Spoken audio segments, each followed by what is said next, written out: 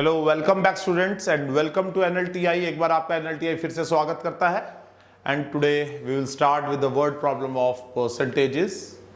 So let us start. What percentage of 1 hour is 1 minute 12 seconds?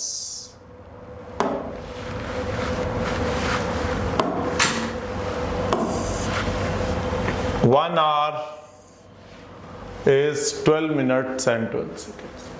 हमें पता है 1 minute में 60 सेकेंड्स होते हैं। 1 मिनट में 60 सेकेंड्स, तो 1 आवर में कितने होंगे? 60 मिनट और मिनट के फिर से सेकेंड कर दो, 60 सेकेंड्स, तो डेट मीन्स 3600 सेकेंड्स होते हैं 1 आवर में। वैसे आपको याद भी होना चाहिए, बार बार ऐसे नहीं निकालना है, ये सिर्फ आपके लिए करा है मैंने। तो 1 मिनट में 60 और 12 और हो गए तो कितने हो गए? 72 सेकेंड्स हो गए। 1 आवर में 3600 into 100, so 2% is our answer. Moving on to next one. 32% of a number exceeds. Maths में exceeds का मतलब माइनस होता है, exceeds मतलब ज्यादा, मोर। मेरी उम्र आपसे 10 साल ज्यादा है, मतलब मेरी उम्र और आपकी उम्र को अगर माइनस करें द आंसर इज 10। exceeds मतलब ज्यादा, तो कितना है? 32%। किससे? 17% से। तो इसका मतलब इन दोनों का जो डिफरेंस है वो कितना है? 15%। और वो कितनी है उसकी वैल्यू? 120। इसका मतलब 15% जो है वो 120 है। 1% कितना हो जाएगा? 8। तो 100% कितना हो जाएगा? 800। Moving on to next one. After deducting 60% from a number, 60% होता कितना है? पता होना चाहिए फ्रैक्शंस में, 3/5. And deducting 15% from the remaining 1 to 8 is left. एक जगह खर्चने की बात कर रहा है और एक जगह सेविंग की बात कर रहा है। What was the initial number? तो हम उसको सारा, क्योंकि हमारे पास जो वैल्यू है वो सेविंग की है, लेफ्ट मीन्स सेविंग। तो एक जगह खर्चने की बात कर रहा है, एक जगह सेविंग की बात कर रहा है, तो हम सारा, क्योंकि वैल्यू हमारे पास सेविंग की, तो इसको सारा सेविंग में कर लेते। मान लेते हैं उसके पास पी वैल्यू है, पी अमाउंट है, 60% खर्चा तो 40% बचा, तो 40 is 2/5। और एंड देन डिडक्टिंग 15% के बाद कितना बचा? 85%। तो कितना बचा? 1428। 5 से गया 17, 5 से गया 20, 17 से गया 84, 2 से गया 42, P is 42 into 5 into 20, that is 4200 is my answer. Moving on to next one. A person scores 45% of the marks and fail by 40 marks. 45% लाया, मेहनत कम करी और 40 नंबरों से फेल हो गया। The passing percent of the exam is 55. इतने चाहिए थे पास परसेंट के लिए। इसका मतलब 55 पास के आए हैं और 45 फेल के लिए। तो इसका मतलब उसके कितने रह गए? 10% कम रह गए, तभी तो फेल हुआ।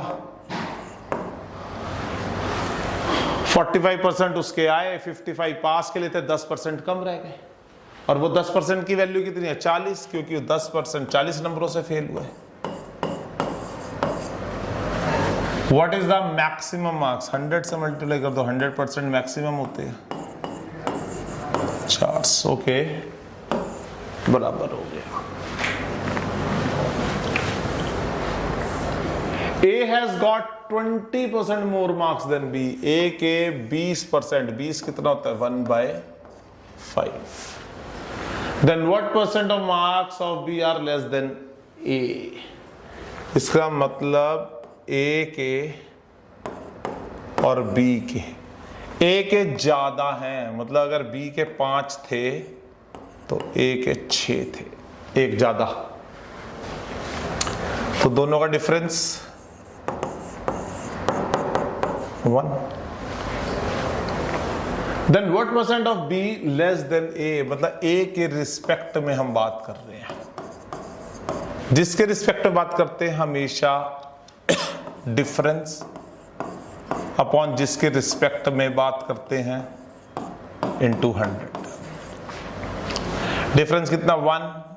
A के रिस्पेक्ट में बात कर रहे हैं, A की वैल्यू कितनी है 6 into 100, that is 16.66%. Moving on to next one. A, B, C are 3 students. A got 18% more than B.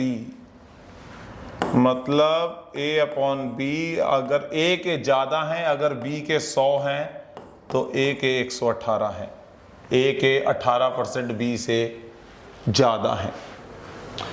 And 12% less than C, मतलब A के 12% C से कम है।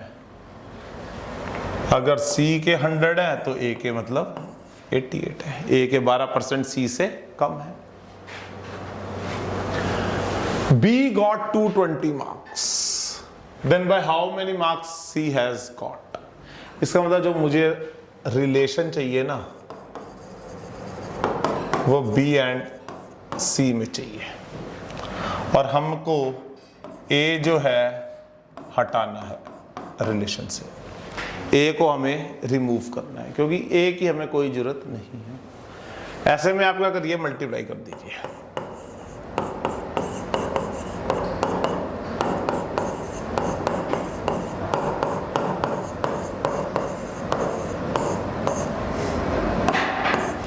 तो रिलेशन C और B में आ गया 118/88, 2 से गया 44, 2 से गया 59, और B की वैल्यू कितनी है 220। इसका मतलब जो 44 है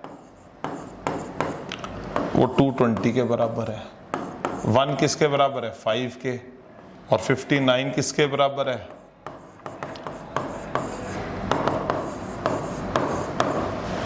295 के। Moving on to next one. Rahul donated 20% of his income to a school. फिर से वही 20%, कितना 1/5, and deposited 20% of the remaining in a bank. If he is saving 1200 now, फिर से वही बात है, एक जगह खर्चने की बात कर रहा है, यहां पर एक्सपेंडिचर की बात कर रहा है, खर्चने की, और यहां पर सेविंग की बात कर रहा है, उल्टा काम हो रहा है, तो सारे को सेविंग में कर लो। What was the income of Rahul, मान लेते हैं इनकम ऑफ राहुल, राहुल से तो आर ही ले लेते हैं इनकम ऑफ राहुल। अगर 1/5 खर्चता है तो 4/5 क्या होगी, सेविंग हो गई, और यहां पर भी 1/5 खर्चता है तो 4/5 सेविंग होगी, और टोटल सेविंग कितनी है 12,800। 16 से गया 800, तो आर कितना आ गया 800 इंटू 25, तो आर आपका 20,000। Moving on to next one. If the length of the rectangle is decreased by 20%, 20 means 1/5, and breadth is decreased by 40%, 40 means 2/5. Then what is the percentage decrease in the area of rectangle? चलो इसको हम दो तरीके से करेंगे। पहला है length breadth, length decrease हो रही है, डिक्रीज मतलब पहले 5 थी तो अब 4 होगी, एक कम होगी, ऊपर 1 है, और ब्रेड्थ पहले 5 थी तो अब 3 हो गई। तो एरिया मल्टीप्लाई कर देंगे लेंथ इंटू ब्रेड्थ, 25:12। हमें क्या चाहिए? परसेंटेज। परसेंटेज का क्या मतलब होता है? 100। तो इसको इंटू 4 कर दो 100 बनाने के लिए, इसको भी इंटू 4 कर दो। दोनों का डिफरेंस कितना है? 52। और डिक्रीज कह रहा है तो माइनस हो जाएगा, तो 52 इज द आंसर। अगर एक और मेथड देखते हैं, a plus B plus A B by 100, लेकिन इसका शॉर्ट कमिंग ये है वैलिड फॉर 2 क्वांटिटीज के लिए। अगर 3 आ जाए, लेंथ ब्रेड्थ हाइट आ जाए, ये फॉर्मूला खत्म हो जाएगा। इस फॉर्मूले की सबसे बड़ी ड्रॉबैक यही है, ये 2 क्वांटिटीज के लिए वैलिड है। ए कितना? Decrease by 20%, be decrease by 40%, और ये हो जाएगा 800/100, सीधा ही आ जाएगा -52% डिक्रीज। अगर लेंथ ब्रेड्थ हाइट का क्वेश्चन आ जाए तो फिर ये वाला चीज वैलिड नहीं है, इसलिए रेशो मेथड से भी आना बहुत जरूरी है। आगे चलते हैं। Salary of A is 20% more than B, फिर 20 मतलब 1/5, and salary of B is 18% more than C, मतलब A अपॉन बी। ए की ज्यादा है, मतलब ए की 6 है तो बी की 5 है, and salary of B is 18%, salary of B is 18% more, मतलब बी की 118 है तो सी की 100 है। तो salary of C is approximately, मतलब करीब करीब। How much percent of A, इसका मतलब बी को रिमूव करना है। ए और सी का बोला, बी को रिमूव करने के लिए इनको मल्टीप्लाई कर दीजिए।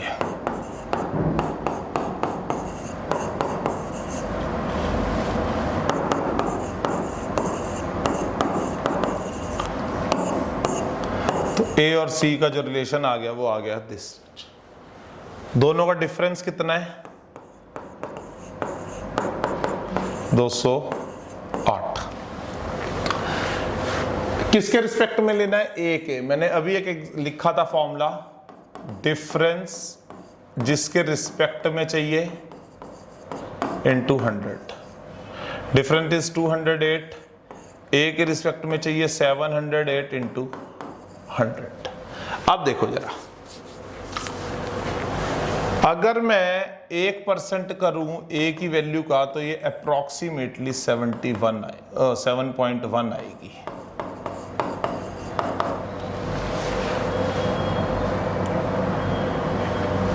और 10% कर दूं तो 71 हो जाएगी,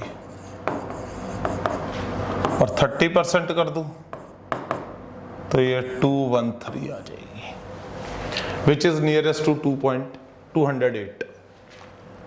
अब मेरे पास 213 है और ये है, डिफरेंस कितना है? 5 का, और 1% है 7.1, तो इसका मतलब ये क्या है? लेस देन 1% है जो डिफरेंस है। तो 30 से लेस देन 1% कौन सा बैठता है? 29.4 बनता है। I hope it is clear to all. Moving on to next one. Danish score 20% marks and failed by 11। 20% मेहनत कम करी है, 20% और 11 नंबरों से फेल हुआ। कहता है अगर 50% आते तो 4 नंबर पास से ज्यादा हो जाते। मतलब अगर ज्यादा मेहनत करता 50% तक लाने की तो 4 नंबर ज्यादा आते। इसका मतलब 30% की अगले ने मेहनत कम करी है। 30% की, अगले ने मेहनत कम करी है, पहले फेल हो गया, 20% आए थे, 11 नंबरों से फेल हो गया, और अब मेहनत करी उसने, 50% आए तो 4 नंबर पास से ऊपर निकल गए। इसका मतलब अब 30% ज्यादा मेहनत करी है। अब जो 30% ज्यादा मेहनत करी है उसमें कितने मार्क्स की बढ़ोतरी हुई है? पहले -11 थे, अब +4 है, तो इसका मतलब 15 मार्क्स की उसका बढ़ोतरी हुई है, उसने खींचे हैं। तो इसका मतलब जो 30% है वो 15 मार्क के बराबर है।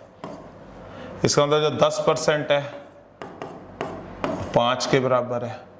इसका मतलब जो 20% है वो 10 के बराबर है।